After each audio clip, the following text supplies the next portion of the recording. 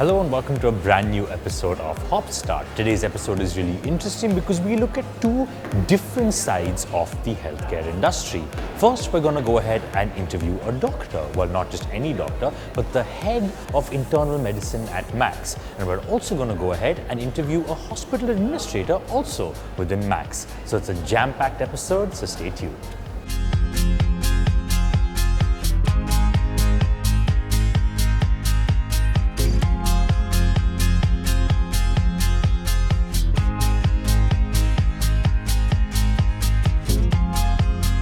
Hi, this is Dr. Sandeep Budhiraja, and I'm Group Medical Director at Max Healthcare. I'm also Senior Director and Head of Department Internal Medicine at one of our hospitals in Max at Saket.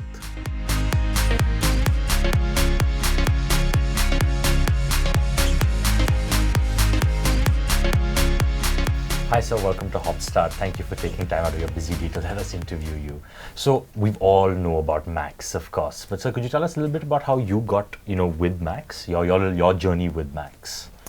Okay, so I am a founder member of Max Healthcare. Joined Max almost at its inception, way back in 2001 January. So it's been 19 years since I've been with Max. Okay. Essentially, I've been all throughout in Delhi, did my medical school graduation, post-graduation, senior residency, all from Maulana Azad Medical College. Wow. Then for a period of 3 years, I was out of country, did my MRCP UK and then came back. Okay. And that was about the time when I saw this advertisement from what seemed like a very unique concept for healthcare in Delhi. And that was an advertisement where Max Healthcare was recruiting. I applied for it and started almost end of 2000, so physical joining happened in 2001, and that was Max started with a very small daycare, and at that time it was called an ambulatory care center at one of the South Delhi colonies, Panchsheel. And it's been a very, very interesting journey of these 19 years, starting from one small ambulatory care hospital to now a chain of 14 big hospitals and one of the largest players in private healthcare in North India. Okay, that's interesting, sir, because being a doctor back then must be very different from being a doctor right now, back in 2001 compared to now. So what are some of the changes that you think you've seen in this industry that is completely either revolutionized or kind of maybe faltered a bit? So I would say that the seeing healthcare industry for last almost 3 decades, I would say that there's been one very big change which happened around the time when I joined Max Healthcare. That was almost 2 decades back. And now, that's after 20 years, we are seeing yet another big change which is happening in healthcare industry or about to happen in healthcare industry. So during my student days in Maulana Azad, the top faculty, the teaching used to happen in public hospitals, medical colleges, government hospitals. And private hospitals were either small nursing homes and were looked down upon in terms of the quality of healthcare services they would have to offer. That was a change which we saw happening, a completely different mindset started happening around early 2000s. That's where the private or corporate healthcare actually started. And we started seeing 2 big chains, at least in North India, which came up around 2000. And now it's been 20 years. And I'm clearly seeing and smelling a change happening again. And that change is now more towards how can we offer a quality and yet a cost-effective healthcare. Yes. That's something which was always spoken about, but now you see that happening in a very big way because government is again trying to sort of in a big way demand as to how healthcare in the country has to be provided. And the socialistic view of equality in healthcare. So healthcare, good healthcare, quality healthcare should not be restricted only to people who can pay for it. Yes. So government wants to be a significant payer in giving a quality healthcare. But at the same time, the payments are being set by the regulators. So now these, I don't know whether they should be called as regulatory headwinds or whatever, but the increased regulations in healthcare is coming up. Which is a challenge for private healthcare, because as what might be thought of that these are highly profit earning organizations, that's really not true. If you see the bottom lines of most of the big healthcare organizations, the EBITDAs don't run in sometimes even in double figures. And at that time you have a challenge of wanting to give healthcare across various socioeconomic strata, across where payer mixes, and partner with government. Yeah. One would want to, and one loves to do that. But that actually, so you're right, because I think it comes to the point, and if you're saying you're seeing this shift and change towards, a certain kind of demand for affordable healthcare, so where do you see that then, that change moving towards? Like, do you think it is? Yeah, so I see a very positive change. So 20 years back, when I first stepped into a private healthcare, I had sort of in India no exposure of that. Yeah. Now we are talking about a cost effectiveness which can get a larger population base In India, in its cover. Yeah. And I think that we are very glad that government has finally taken up those steps in initiatives. And as private players, one would love to be part of partner with government, provided, there is a common understanding and common level where the government agencies and the private healthcare can actually become true partners. Yeah. So that way, I think it's a very interesting journey personally for me, and I represent doctors in general. Yeah. Over the last 30, 40 years, what we have seen happening. So then just to wrap up this interview and conclude, because it is a career-oriented show, and one of the most joked things in India is that all parents want their kids to become doctors. So I'm sure there are a lot of people out there who are aspiring doctors, who are in medical school. Any advice you'd like to give them, in the current landscape? Yeah, so again, there are certain interesting things which we have observed over the last 30, 40 years. So when I took up science, and by the way, from childhood, I wanted to be a doctor.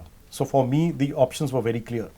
But when you go for career counseling to schools, I often go and ask these science students of class 11th and 12th, raise your hands who want to be becoming doctors as their first options. Very few hands are raised. So that's surprising when we are talking to a biology section. So overall, because of increased number of opportunities, I think this profession now has taken a back seat as what it used to be 40 years back. But I would still say, if I had to rethink about it 40 years from now, I would still want to be a doctor. It's a great profession to be in, but you need to be sure as to what you are venturing into. It can't be just that because you have taken science, you should become a doctor. There are enough opportunities, and one should only become a doctor if one is very sure of the type of life you want to lead. And it's a very interesting life. Okay, so of course, more number of hours of study, much more hard work, longer graduation and post-graduation time, a much longer time if you start comparing with yourself with your friends and peers who would be in terms of their monetary curve in life will be much delayed. So almost a 10 years gap is there in terms of how you would be earning compared to your peers who would be in alternate professions. But ultimately, I think it's a great life. The other bit is the need for post-graduation and not need for super specialization. At one time I was the first doctor in my family, but for those who were second generation in my time, their parents were MBBS and they were top shot doctors. In our time, post-graduation was considered mandatory. Now, a super specialization that's post-graduation, something like PhD is considered almost important and needs to be done. So a child or a student who enters into a medical career knows that he has to do his MBBS, he has to do his MD, and then he has to do his DM or MCH. That's 5 plus 3 plus 3. So that's the number of years, 10 to 11 years in studying. And then another 5-7 years where it takes you to reach to a level where you are a consultant. So those 15 years, which in our time used to be probably 10 years, is the teaching time. One needs to really, if you're prepared for that, if you're prepared for increasing your timelines to 5 to 7 years, I would still say it's a very rewarding. At the end of the day, you are very happy with what you've done. Fair enough. Of course, there are a lot of trust issues now we talk of because it's more of a paid relationship. So the demands are more, the regulatory headwinds are more, and that environment of trust and distrust has increased. So I think all of us involved in this profession have a responsibility of bridging that trust gap which has developed. Fair enough, sir. Thank you so much for the interview. I'm sure a lot of young kids are inspired at this point. Thank you, sir. Thank you. So that was a really enlightening chat with Dr. Budhi Raja. But stay tuned, because after the break we have the other side of hospitals, hospital administrators.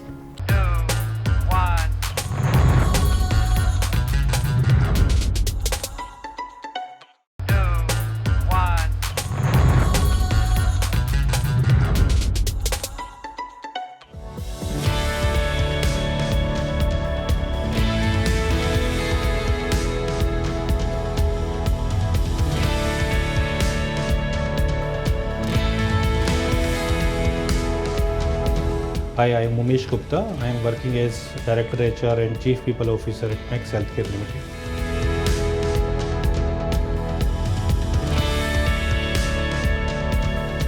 Hi, sir. Welcome to HOPStart. So, sir, I just wanted to ask you, how did you get into Max? So actually, before Max, I would like to give you my journey a little bit. So I started my career with Apollo Hospitals, and there I did my master degree in hospital administration in 1998. And post that, I got into Fortis Healthcare, served around 17 years with Fortis, and with the new merger acquisition between Radiant Life Care and Max Healthcare. So I am actually joined Max Healthcare from the Radiant sides. Hey, So that's how I got into Max Healthcare. That sounds really interesting, sir. Also, आप कह रहे थे कि you're a hospital administrator. So, can you shed some light on that? Because I mean, सब लोगों को पता है doctor, but I feel like there's not enough spotlight given on hospital administration publicly. So, can you give a little bit of brief about that, sir?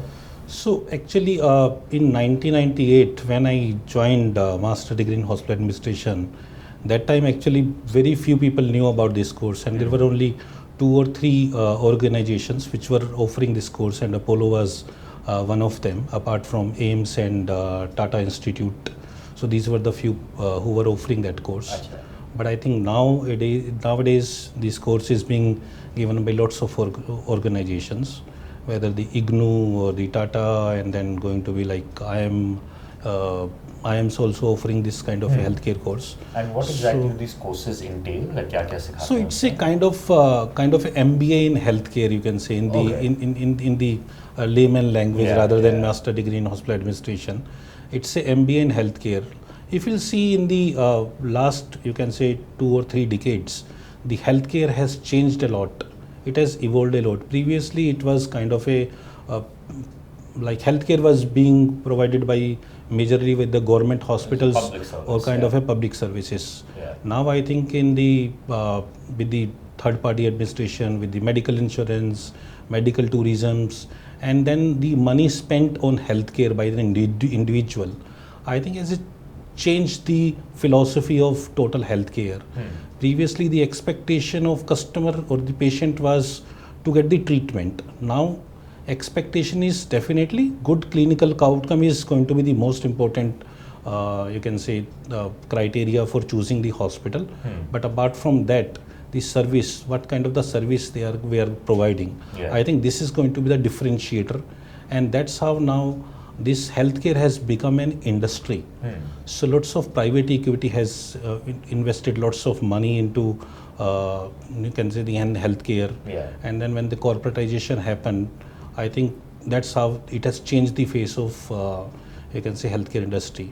And to manage the healthcare industry now, because you need the healthcare professionals who has like knowledge about, you can say, the human resource or the finance or the operations, and then innovative ways. Nowadays, if you'll see, there is going to be lots of headwinds from the governments. So whether the stent capping price is happening, on the other hand, the Ayushman Bharat is also going to get introduced into the systems.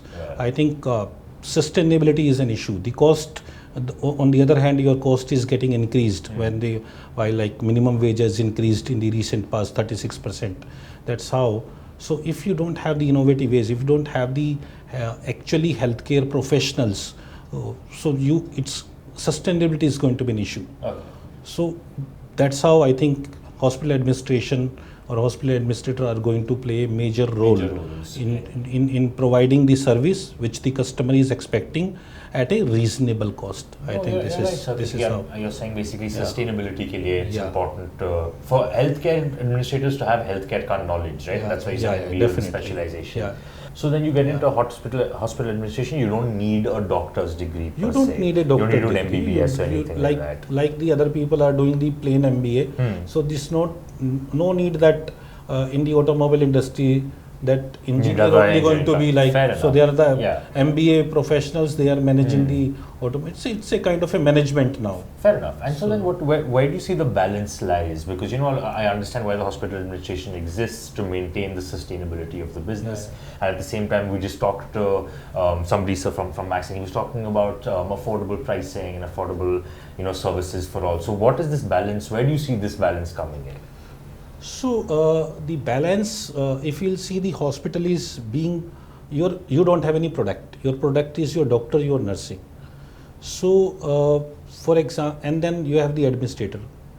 And So when the administrator has to manage the doctors also, for example, it's like we might have the known doctor who is heading the hospital, and that person managing the senior clinicians is going to be very tough. So definitely the approach is going to be very, very balanced approach. Okay. How? So you are going to bridge the gap between the clinical and the non-clinical function. So for example, if HR, how HR is going to make a balance between the clinical and non-clinical program. So that's how the HR also plays a major role in balancing between the clinical and non-clinical functions. Yeah. Because first of all, when you talk about the doctor, they will only talk about the clinical outcomes, and they will not talk about the affordability and other stuff. On the other hand, when you are when you have the investor who have invested so much of money, definitely, so there has to be some kind of a return on investment. So that's how your non-medical function, your finance function, or the operations people need to manage, while we need to give this kind of a clinical outcome. Yeah. But how can we give this kind of a clinical outcome in a reasonable or affordable price, where the investors are also going to get the return on investment? On the other hand, the customers should get this kind of a clinical outcome with the affordable price. Fair enough. So that's how the healthcare professional or the healthcare administrators are going to play a major role, where the qualities are not compromised. On the other hand, all the other stakeholders, their benefits should be Again, managed. it should be an all-round approach. So just to conclude, because this is a career-oriented show, this is something that a lot of people look to advice for. So any advice you'd like to give aspiring hospital administrators? Yeah, definitely. So in the recent, I was going through a study by BCG and CII. So by 2020, it's going to be, healthcare industry is expected to be $280 billion industry, and where there's going to be 40 million jobs are going to be there in the healthcare industry. So definitely there is a boom which is going to happen in the healthcare industry, and there is lots of medical tourism which is going to happen. And it's not only the hospital administration, it's not only going to get into the healthcare, you can say the hospital, but there are other opportunities. For example, diagnostic centers. So there is going to be, like, for example, there is a diagnostic chains, the radiology chain. Definitely, then there is a Max at home, like we have a program. So where we are providing the healthcare at home. So this is going to be the another, you can say, era of healthcare which is going to happen. So another avenue. Another one is people also get into the software company, because there are lots of software company who are making the software for the hospital industries. They also get into the clinical trials, clinical research, and then the life sciences company, pharmaceutical company. So there are lots of avenues for them. So I think it's a.